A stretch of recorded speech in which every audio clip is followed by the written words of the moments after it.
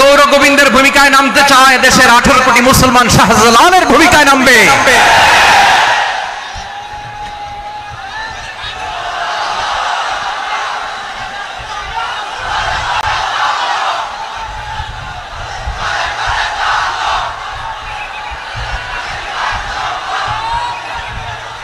প্রিয় ভাইয়েরা, আমরা বন্ধুত্বে বিশ্বাসী, শত্রুতায় নয়, ঠিক কিনা বলেন? আল্লাহ আমাদেরকে বোঝার তৌফিক দান করুক। তাহলে এই যে তারা বলেছে এদেশে সংখ্যালঘুরা কষ্টে আছে, দুঃখে আছে, এটা কি ঠিক? বলেন, এটা কি ঠিক?